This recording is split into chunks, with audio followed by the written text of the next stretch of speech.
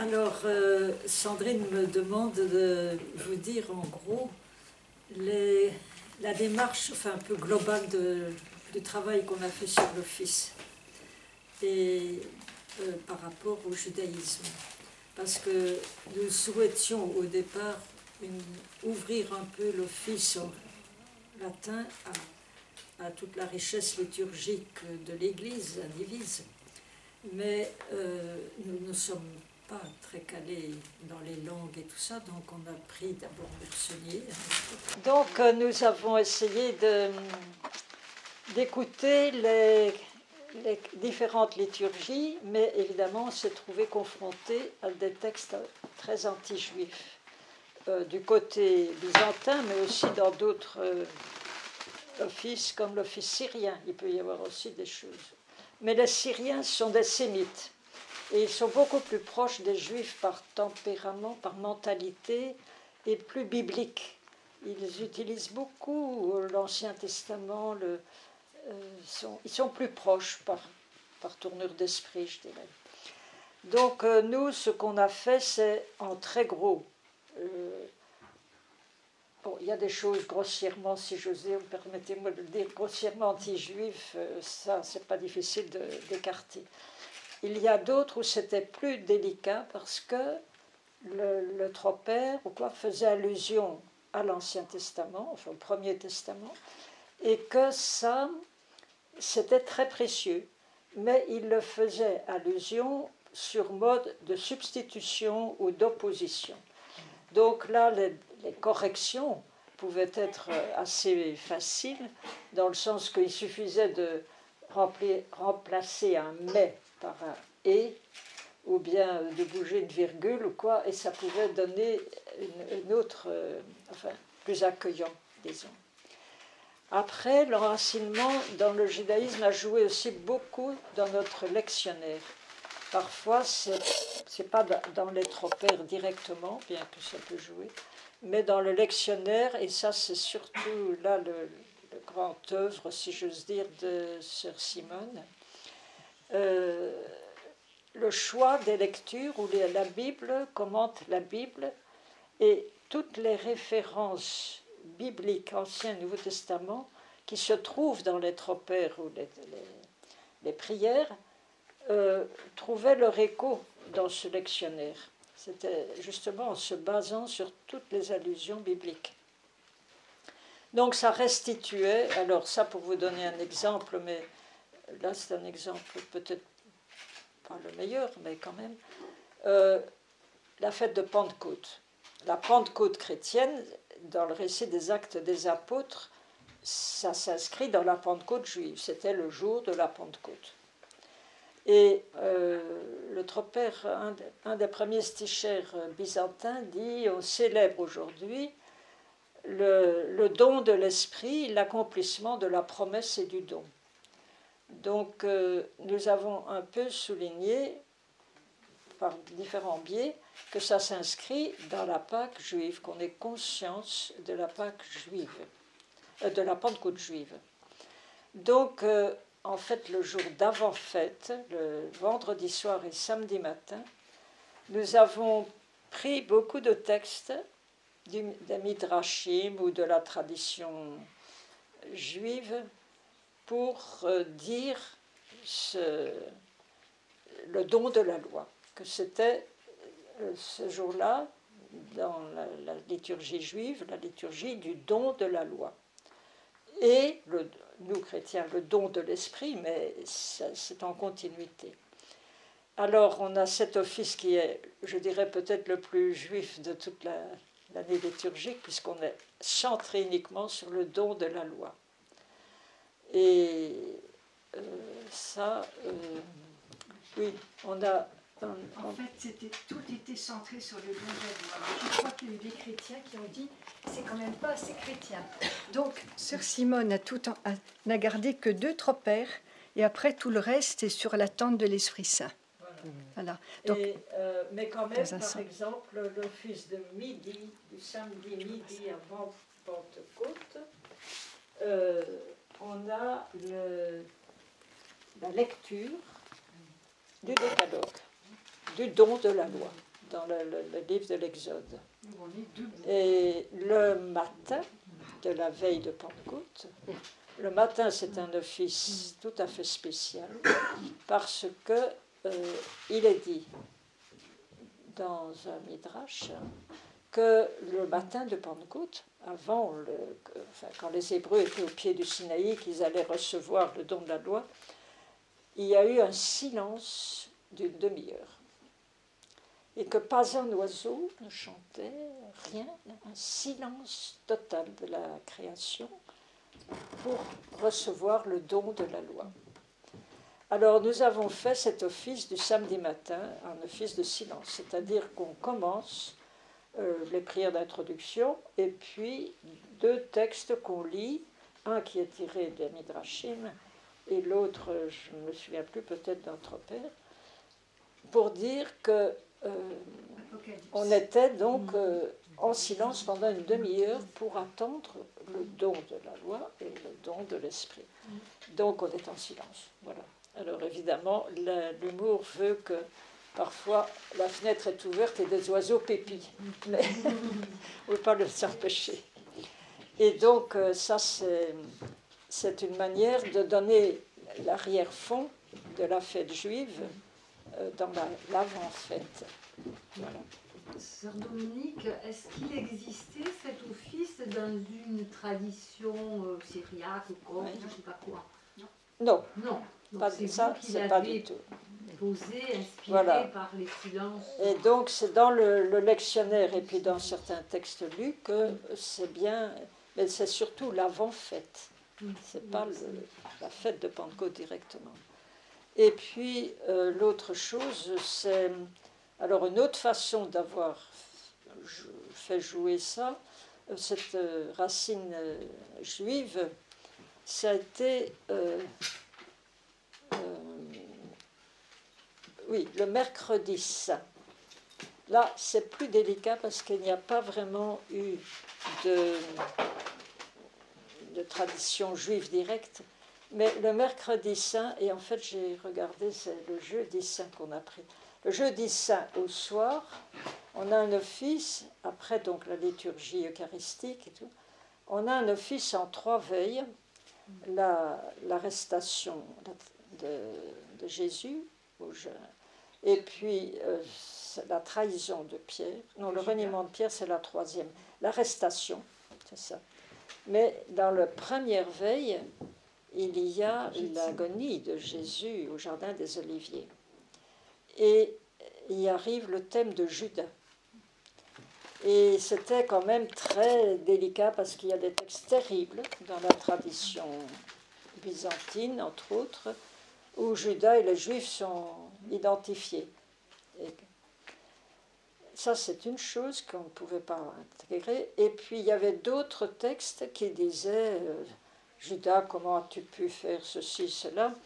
Enfin, il t'a lavé les pieds, il t'a donné la bouchée et tout, et puis toi, tu l'as trahi. Mais c'était Judas. Et puis, surtout, nous ne faisons pas comme Judas. Alors là, j'ai pris le texte pour vous montrer comment on a travaillé avec les sœurs de Grandchamp, les sœurs protestantes de Grandchamp, qui elles aussi disaient comment on va faire pour Judas et tout. Et, alors, oui, c'est ça. Donc cet office du jeudi saint, là, la chose. Ô Judas, tu as vécu avec celui qui enseigne la pauvreté et tu aimais ton Seigneur et Maître. Positif. Pourtant, tu as vendu celui qui n'a pas de prix. Notre Père qui es aux cieux, délivre-nous de tout mal. Donc c'est un texte chanté. Hein, c'est pas... Judas, égaré par tes pensées, tu t'émeus contre ton Maître et tu t'éloignes de la lumière. Tu vas livrer ton Seigneur et Maître, mais lui s'est livré pour toi. Notre Père qui es aux cieux, délivre-nous du mal. Et le 3e, nous laissons étouffer comme Judas par les soucis de la vie. Donc c'est pas Judas, tu t'es laissé, nous on ne veut pas faire comme ça, non. Nous laissons étouffer comme Judas par les soucis de la vie au lieu de suivre l'exemple de Marie, servons Jésus avec amour pour être partout avec lui. Au milieu de nos tentations, exclamons-nous, notre Père qui es aux cieux, délivre-nous de tout mal. Donc voilà, là c'est un remaniement, mais les premières parties, Judas, tu as vécu avec ton maître et tout ça, ça c'est, si c'est pas byzantin, c'est syrien, mais en tout cas c'est pas nous qui l'avons inventé. Je crois que c'est byzantin, je crois aussi. Voilà, ça c'est un exemple où on a retravaillé, mais on a d'abord, les sœurs de Grandchamp nous ont posé la question, comment vous vous en sortez avec Judas, et puis on a un peu échangé, et puis finalement, c'est sœur Simone, je me souviens très bien, qui a voulu terminer par notre Père qui est aux cieux, délivre-nous de tout mal. Voilà. Là, c'est vraiment un travail plus mélangé, j'allais dire, des sources. Maintenant, il y a encore d'autres choses. Par exemple, oui, ça je pense que c'est bien de dire le temps de l'Avent. Dans le rite latin, l'Avent est très souligné, beaucoup plus que dans le rite byzantin, et même, que je sache, dans les liturgies orientales, d'une façon générale. Mais dans le rite latin, il y a les 4 dimanches de l'Avent, et il y a des accents qui sont proches de la tradition juive. Par exemple, il y avait, quand on s'approche là de Noël, il y a les 4 lectures bibliques classiques depuis, même avant la réforme liturgique du Concile, enfin très anciennement inscrite, qui étaient la Vierge dans le buisson ardent, l'échelle de Jacob, la toison de Gédéon et les enfants dans la fournaise. C'était 4 lectures qui préparaient, et qui préparent toujours, au mystère de Noël. Or, ça correspond, dans la tradition juive, il parle des descentes du Messie ou de l'Esprit. Descente de Dieu. Oui, la descente de Dieu dans la création, ils en énumèrent 10, dont ces 4-là. C'est que le péché de l'homme a éloigné Dieu de 10 degrés, si j'ose dire, de l'humanité, et puis petit à petit, Dieu est redescendu par les mérites, si j'ose dire, de la conversion des hommes. Donc jusqu'à arriver à Noël, c'est vraiment la descente tout à fait de Dieu au cœur de sa création, et où ça correspond aussi à l'hymne des Éphésiens. Il s'est anéanti jusqu'à la mort sur la croix, et est descendu tout en bas, quoi. Donc voilà, ce thème des descentes du Messie, enfin du Christ, c'est souligné dans la tradition juive, c'est souligné dans notre tradition latine, pour le coup. Et une autre chose de la tradition latine, ce sont les antiennes en haut. C'est-à-dire que ce sont des tropères qu'on chante avant de commencer à chanter le Magnificat. Et dans la tradition latine, le Magnificat se chante toujours à vêpres, pas à moitié. Et ces antiennes en haut, c'est depuis le 17 décembre jusqu'au 25, donc c'est au 24, donc c'est toute la dernière semaine avant Noël. Elles ont chacune une formulation qui plonge vraiment dans la racine du Premier Testament. Ô clé de David, ô Jessé, racine de Jessé, enfin les différents thèmes de ces. Et ça aussi, c'est une façon qui est propre à l'Église latine de se rapprocher de le soubassement juif, qui est propre. Mais par contre, on a ajouté dans notre liturgie de l'Avent une fête en plus les matriarches. Oui, mais alors ça s'inscrit, excuse-moi, Oui, vas-y. ça s'inscrit dans la liturgie justement plutôt syrienne, je crois, qui fait mémoire des ancêtres du Christ. Oui.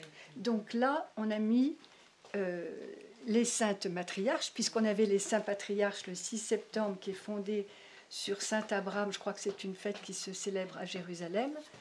Donc là, c'est les saintes matriarches, et puis aussi les saints prophètes le 3 décembre. Oui. Donc comme ça, on va... Mais les matriarches, c'est pour prendre conscience que la Vierge Marie s'inscrit dans cette lignée des matriarches, c'est-à-dire des femmes dans la Bible qui ont vraiment été très importantes pour faire progresser l'accomplissement de la promesse, du dessein de Dieu.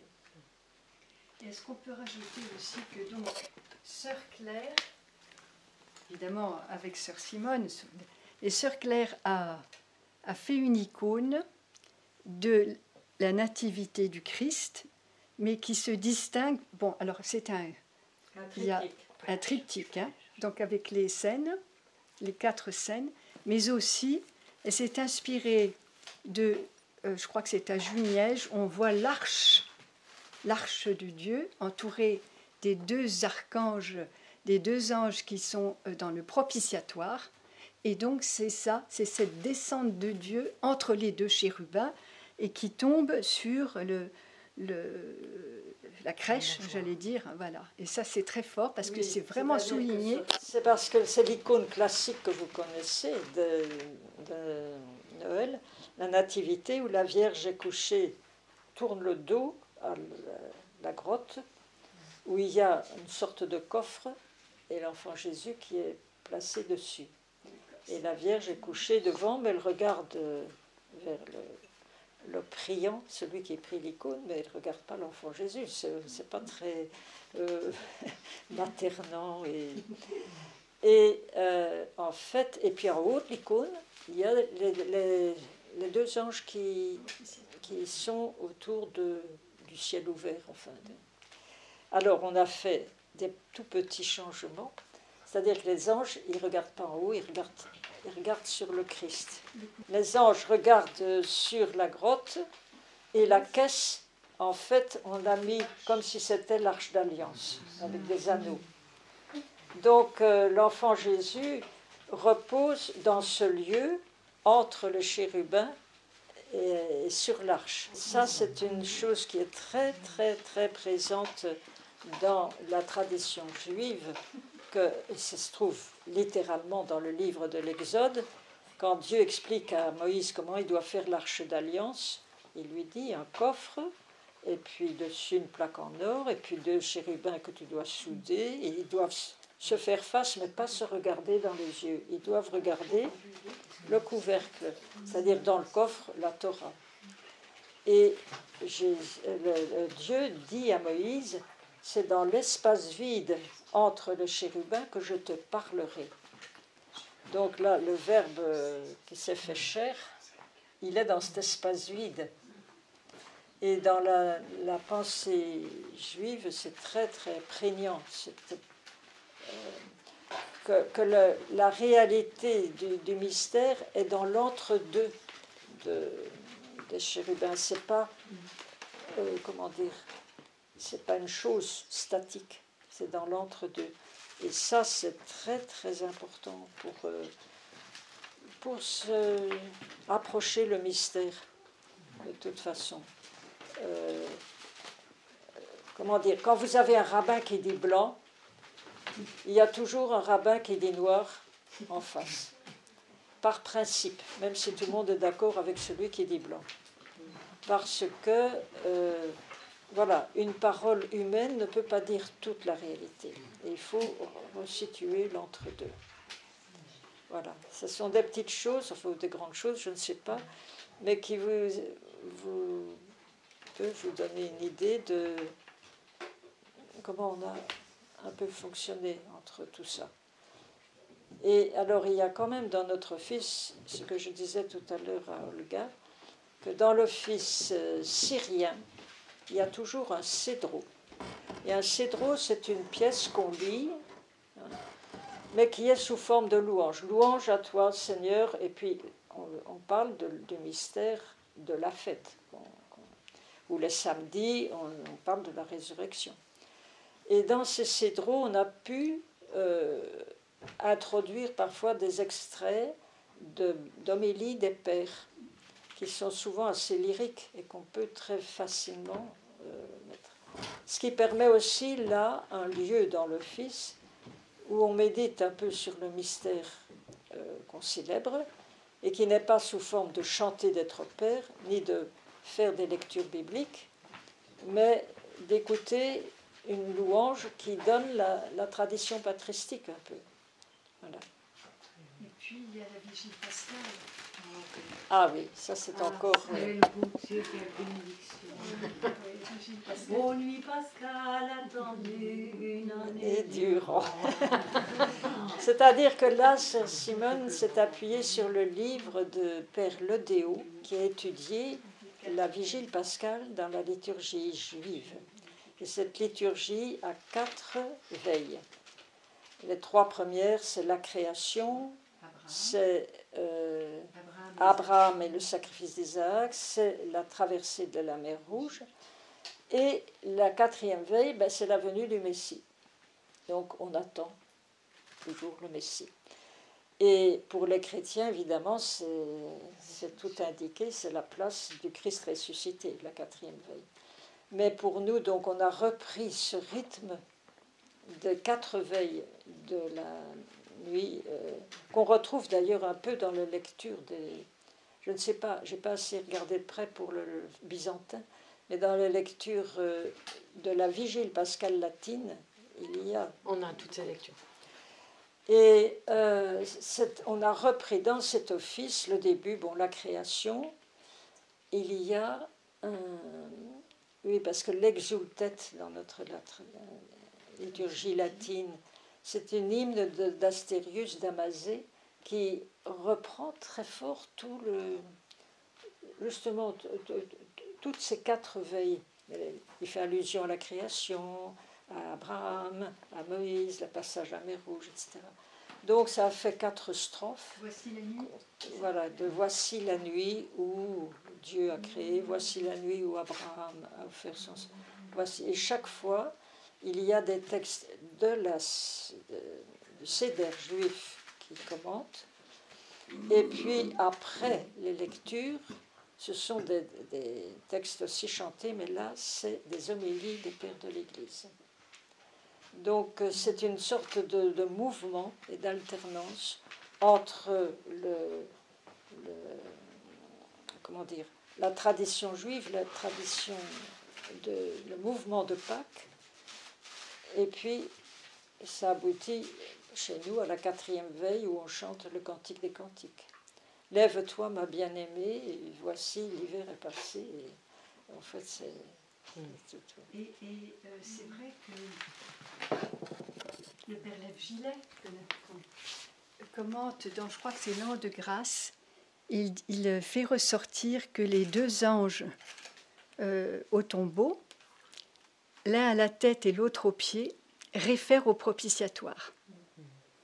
Donc là aussi, voilà, ça revient. Donc là aussi, on est dans l'attente un jour d'une icône qui représenterait ces 2. C'est profondément dans l'approche juive, mais c'est profondément au niveau justement des icônes, des mosaïques, c'est profondément inscrit en fait dans la tradition chrétienne ancienne.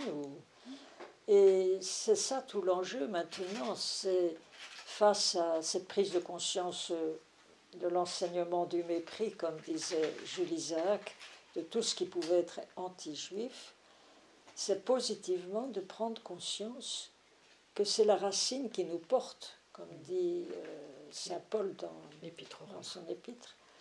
Et donc, c'est indispensable pour avoir ce poids d'incarnation.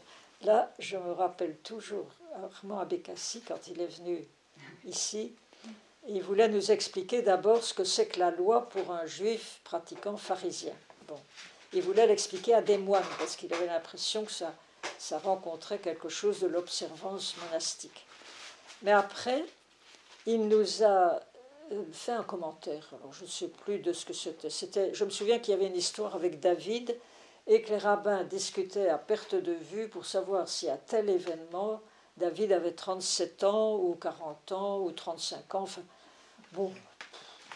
Alors, quand il a eu fini, il y a une sœur, tout naïvement, qui lui a dit, monsieur, c'est très bien, mais moi, je ne vois pas ce que ça m'apporte au Malexio Divina. Ça, vraiment. Et alors, il a eu très gentiment, comme il peut le faire, Armand dit, ah, mais vous, les chrétiens, c'est terrible.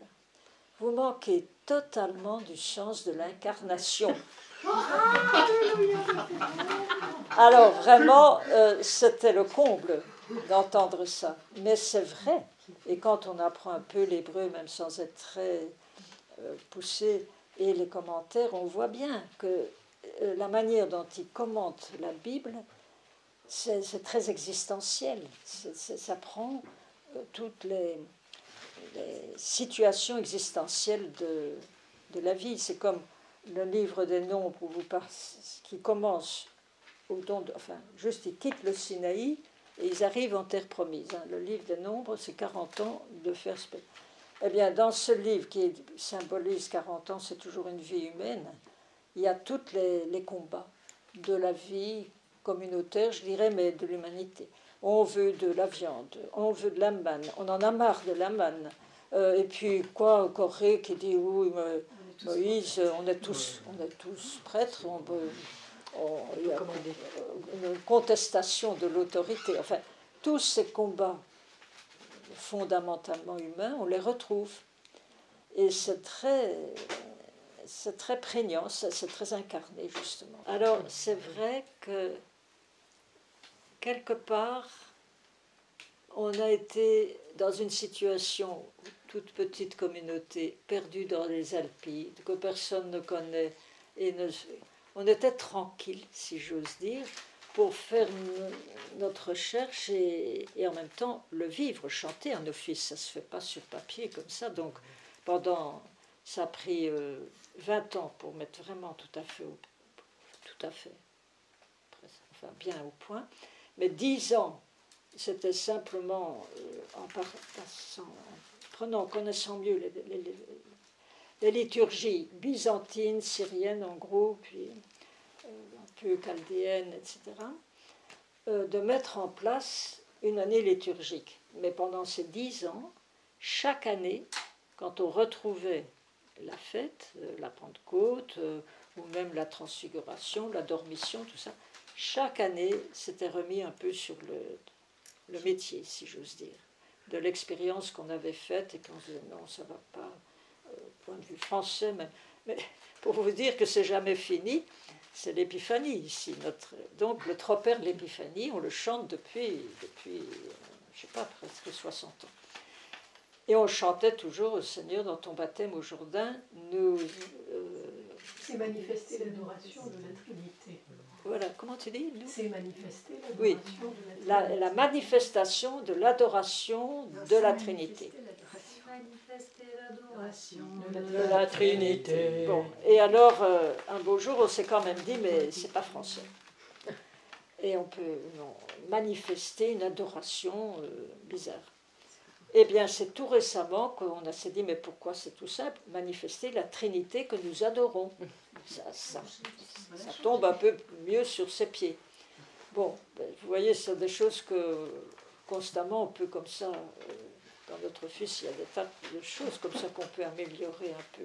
Mais, voilà, quand on a travaillé, si on ne trouvait pas, on préférait garder une formulation qui ne nous satisfaisait pas tout à fait, mais en se disant, si on vit plus cet office, on finira par trouver. Alors, par exemple, il y avait des choses qui sont trop culpabilisantes, ou un pécheur en carême, on en avait marre. Non. Et tant qu'on n'a pas creusé un peu comment se situer, eh bien, on laissait la formulation. Et aujourd'hui encore, dans la communauté, il y en a qui sont plus ou moins heureuses, c'est qu'à l'entrée en carême,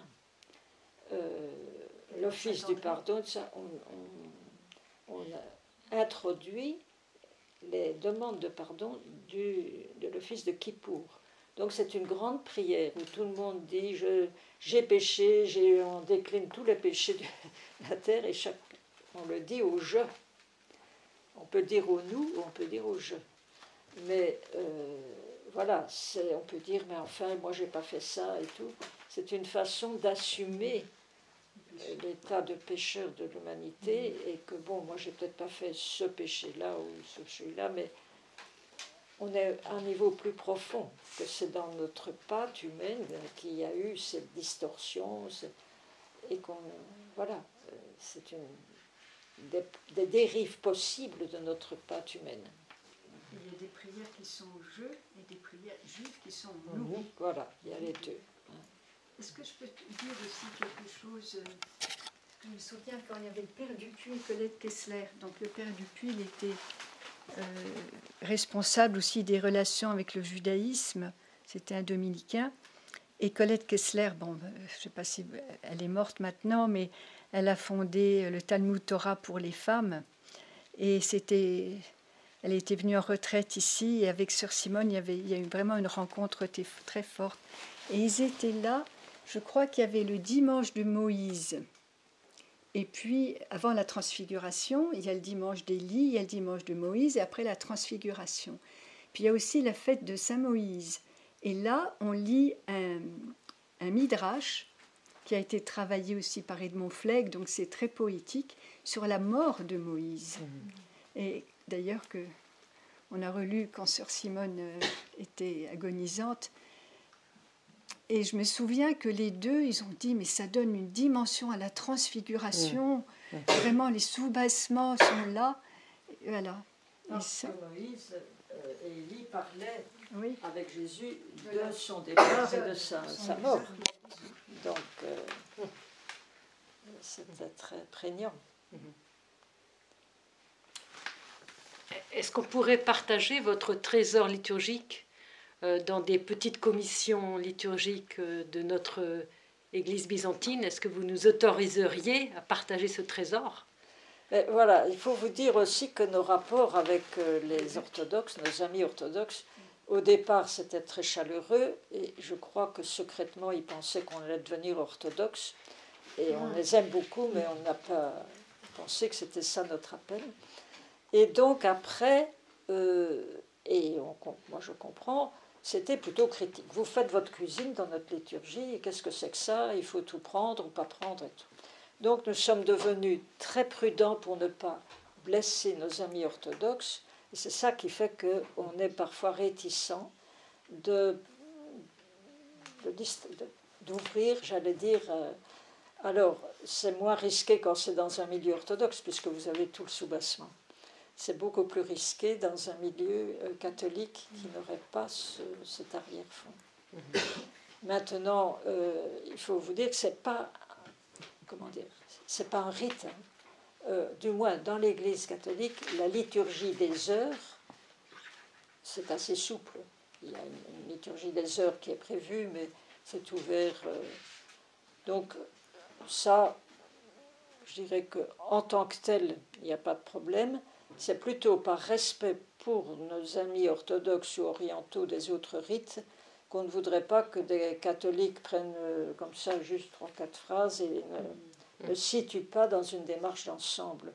La démarche d'ensemble, c'est de nourrir notre prière de la richesse de la prière de l'Église une, c'est-à-dire, quel que soit le rite, mais il y a des très très bonnes choses, qu'on peut élargir sa perception du mystère. Et ça, je me pose moi la question aujourd'hui, où il y a un tel brassage de population, de Orient-Occident, qu'est-ce que cette question de rite, est-ce qu'on doit être coincé juste dans son rite, ou est-ce qu'on peut faire un peu de... Ça, c'est une question qui nous dépasse, parce que le rite était très lié aussi à l'identité de chaque peuple ou de chaque culture. Mais comme aujourd'hui, c'est un très grand brassage, jusqu'où va la pertinence de cloisonner? Je ne sais pas. Mais quand toi tu dis ça de vous en servir, c'est dans quel cadre? Dans le cadre d'une commission d'études. C'est dans un cadre restreint pour essayer d'approfondir la difficulté que nous avons, nous orthodoxes, à mesurer l'antijudaïsme des textes liturgiques, parce qu'on ne les entend pas. Donc déjà, donc déjà, comment montrer comment on pourrait les entendre autrement, et du coup, que la perception de l'antijudaïsme, elle soit plus claire, elle soit plus manifeste. Et ensuite, au niveau théologique, c'est-à-dire comment, si on fait un travail théologique pour nos évêques, est-ce qu'on peut faire une proposition qui soit à la fois cohérente et pertinente et conforme à notre théologie, voilà, en montrant une certaine incohérence théologique entre le Nouveau Testament et certaines paroles de nos saints-pères. Et de nos saints-pères. Et là, on peut aussi rejoindre ce que disait Alexandre Schmemann dans son journal, où il a 1,5 pages à peu près sur cette prise de conscience, où il dit, notamment au niveau de la Semaine Sainte, mais ça n'est pas que la grande semaine, la Semaine Sainte, où il dit « Ça fait 50 ans que je célèbre cette grande semaine et je n'avais pas réalisé, je n'avais pas vu qu'on était toujours là à accuser les autres, exactement ce que tu as dit sur Judas, qu'on était toujours là à accuser les autres, et puis que nous, on était exempts, et qu'il y a un décalage énorme entre ce que l'Évangile nous propose et nos textes liturgiques. » Alexandre Schmemann, quand même, qui est un grand liturgiste pour nous, quoi. Oui. Donc, voilà. Alors, il y a une chose que c'est son journal, donc il est mort dans les années en 80, ouais, c'est ça, 83, voilà. Donc dans les 10 dernières années, voilà, entre 73 et 83. Mais au début, quand on était au début de notre démarche, Sœur Simone avait contacté le père Bernard Dupuis, qui est décédé maintenant, mais qui était un dominicain, un vrai pic de la Mirandole, parce qu'il était, connaissait à fond la patristique latine, la patristique grecque, et l'hébreu, le grec, le latin, enfin, tout.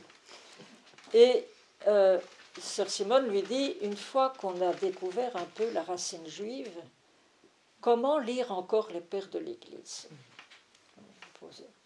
Et je me souviens qu'il est venu nous faire cette session en disant, quand on me pose cette question, j'arrive en courant. Et alors, il a pris un texte d'Origène ou d'autres, et il a dit, en fait, les pères de l'Église, dès le début, enfin, la première génération, enfin, ils étaient hantés par cette question, comment se situer par rapport au judaïsme. C'est tout le temps, parce qu'ils avaient des juifs à côté, qui, comme Jean Chrysostome, qui c'est fidèle, allait à la synagogue d'à côté, ou quoi. Donc, c'était une question permanente pour eux. C'est vraiment...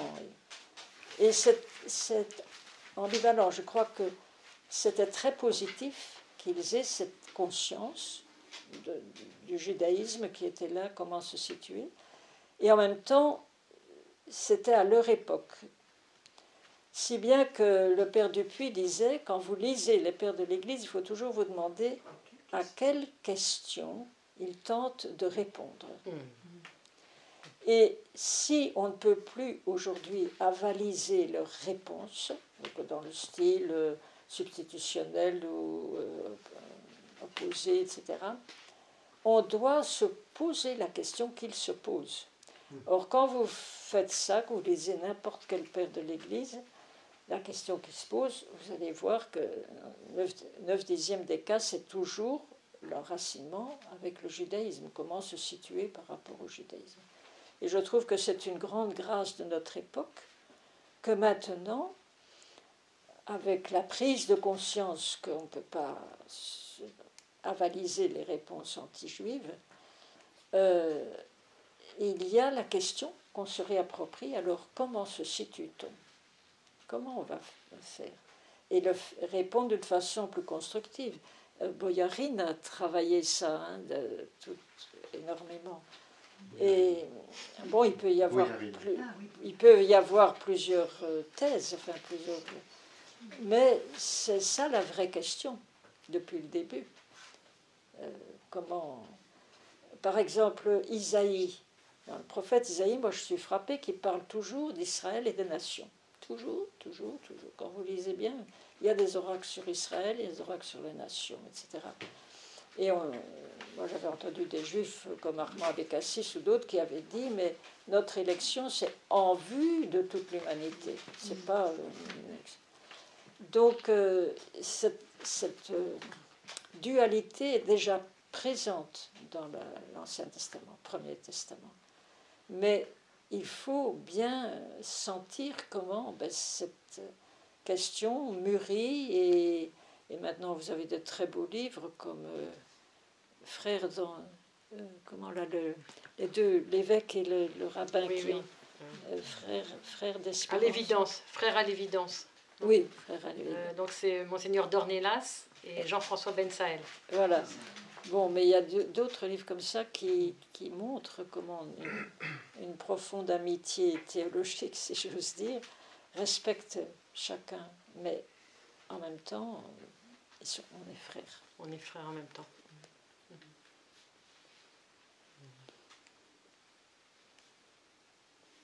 Pour revenir à la façon dont vous avez construit donc tout ce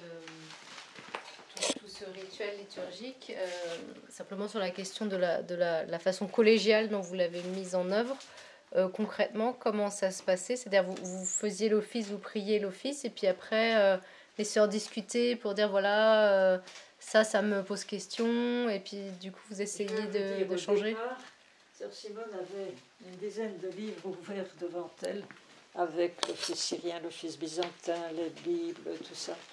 Et alors, elle sentait, bon, pour un office concret qu'on devait préparer, elle disait, bon, ça, souvent, pour les grandes fêtes, on s'est quand même référé d'abord à la structure byzantine. Donc, il y avait des stichères de l'encensement, des apostiches, des différents catéchismes, enfin bon. Et elle mettait ça sur enfin, il fallait le taper. Et le soir, tous les soirs, le soir, c'était souvent avec Pierre qui nous aidait pour les chants, pour mettre ça en musique avec les 4 voix. Mais ça a été quand même très astreignant pendant plusieurs années. Tous les soirs, après la vaisselle du soir, on travaillait à l'office. Et puis, je vous dis, d'année en année, on remettait, parce qu'on l'avait vécu, et qu'on se disait, ben, au fond, on ne comprend pas bien. Je me souviens toujours, tout au début, je venais d'arriver. Et sœur Simone me dit, voilà, elle me dicte, là, en carême, on chante les béatitudes, et puis il y a des textes, enfin une prière qui termine, Seigneur, pardonne-nous nos fautes volontaires et involontaires, commises sciemment ou par ignorance. Bon. Et moi, je tapais sur sa dictée, puis comme elle dit, les fautes involontaires. Je dis, ah non, je ne demande pas pardon pour des fautes involontaires. Je n'ai pas voulu, donc je n'ai pas demandé. Elle m'a dit, tu comprendras plus tard. Mais voilà, on discutait parfois de choses comme ça. Maintenant, je dis heureusement qu'il y a des fautes involontaires et qu'on peut... Mais d'ailleurs, en plus, j'ai découvert beaucoup plus tard que dans les lois sur les sacrifices, dans le Lévitique, le nombre de fois que ce sont des sacrifices pour des fautes commises par inadvertance. C'est fou. Il y a toujours. Alors c'est vrai que ça nous a demandé quand même, c'était au départ sur Simone, mais après on en discutait en communauté, et puis comme il fallait mettre des petits chapeaux musicaux pour savoir chanter, alors en même temps on pouvait réagir aussi sur le texte, dire ben, c'est pas quand même très clair cette histoire, ou c'est un peu trop d'une façon ou d'une autre culpabilisant ou de critique ou quoi. Donc toute la communauté présente à ce moment-là pouvait réagir, et puis on vivait, on disait l'office, Donc après l'avoir dit, au fil du temps, il y avait des choses qui passaient, d'autres qui ne passaient pas. Enfin, je veux dire, c'était toujours avec un office qui était célébré.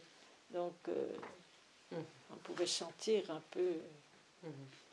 Et comme dit Jeanne Irène, notre amie Colette Kessler, qui était donc une femme juive, mais qui avait été sauvée pendant la guerre par des chrétiens, des protestants. Et donc, elle avait gardé une très grande, profonde amitié pour les chrétiens. Et elle est venue ici, elle a voulu venir toutes les fêtes, la Dormition, la Croix, je sais pas, Noël. Alors il restait la seule fête qu'elle n'avait pas faite, c'était la Semaine Sainte.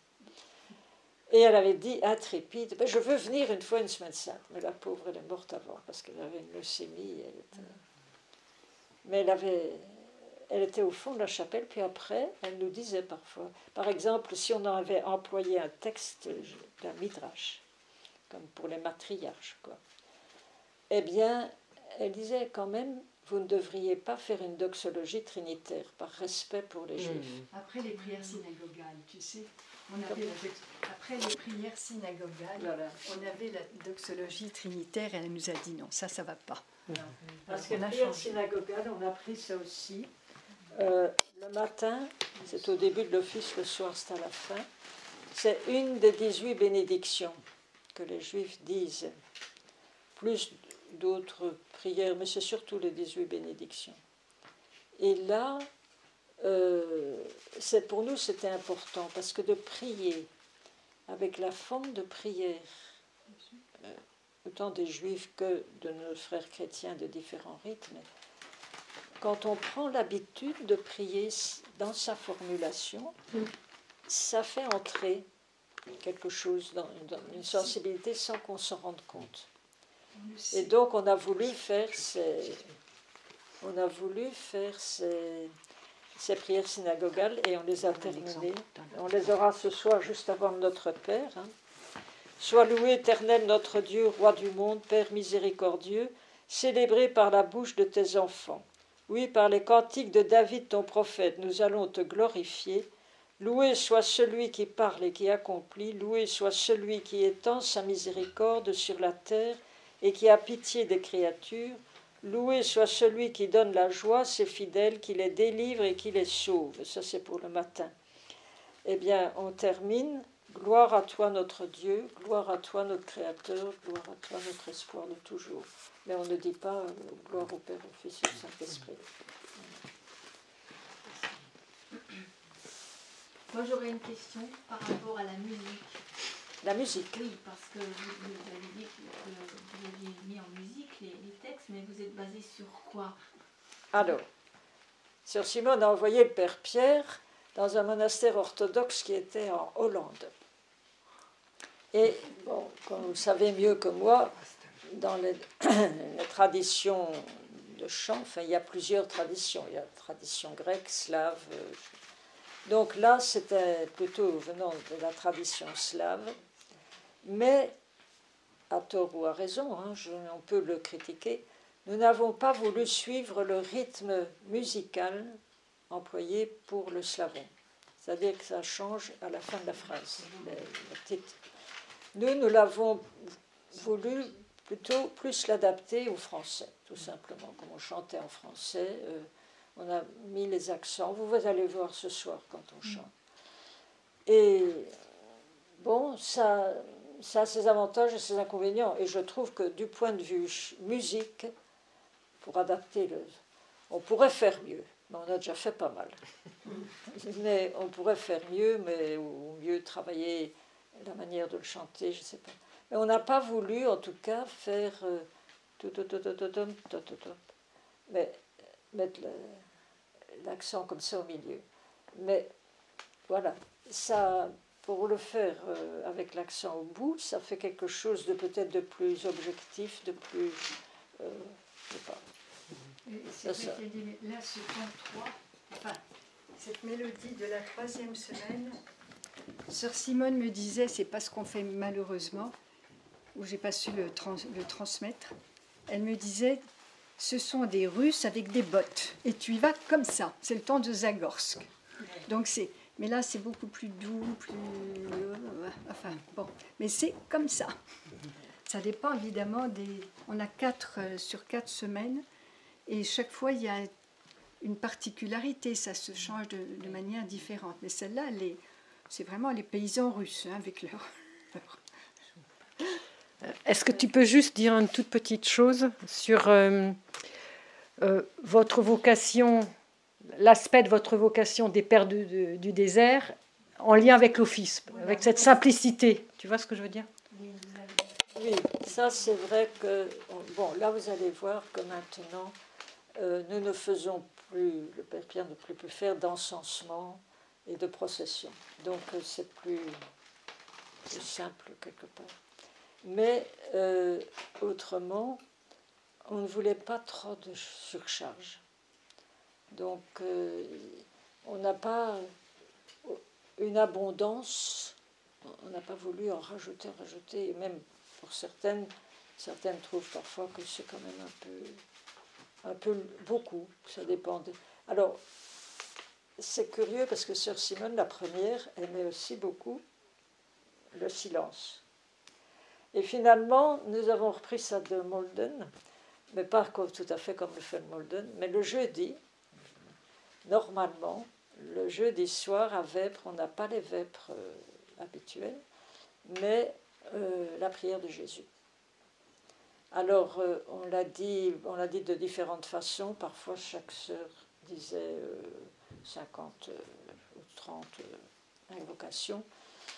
Il y en avait qui n'aimaient pas quand ça changeait de voix tout le temps. Bon, pour le moment, on fait une sœur qui dit une trentaine d'invocations, puis on continue en silence. C'est peut-être... Bon, il y en a qui aiment bien, d'autres qui aiment moins bien que quand on avait vraiment tout le temps les invocations. Ça, c'est des choses qui se discutent un peu, qu'il faut... Mais c'est le fait d'avoir une fois par semaine un office très simple, très... Et oui, je ne vois pas comme ça d'exemple qu'on a... C'est centré sur le nom de Jésus, et je me rappellerai toujours que Colette Kessler en était bouleversée.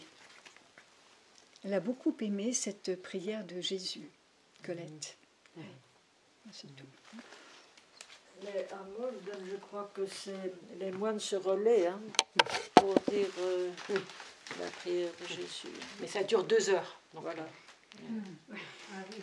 2 heures le matin, 2 heures le soir. À la plage de l'office. Oui, oui là c'est radical, j'allais dire. Hein, mais ma question c'était plus, voilà, pour que, voilà, là on va s'arrêter, on va vivre cet office, c'était pour que vous soyez un tout petit peu préparés à une certaine simplicité, un certain dépouillement. Voilà. Même rituellement, tout est très dépouillé. Parce que la vocation de nos sœurs, c'est vraiment d'être au désert. C'est aussi d'être au désert, voilà, avec... C'est l'aspect des racines juives, c'est l'aspect de l'unité de l'Église indivise, mais être au désert, voilà, ce dépouillement. Alors on est dans une petite maison toute simple, c'est pas des grands bâtiments, c'est pas le grand luxe, voilà. Et l'office est à cette image de quelque chose de dépouillé et de simple. Oui, mais pour des chrétiens latins, c'est parfois déjà très, très riche. Oui, c'est ça. Bon, voilà, alors on va se préparer à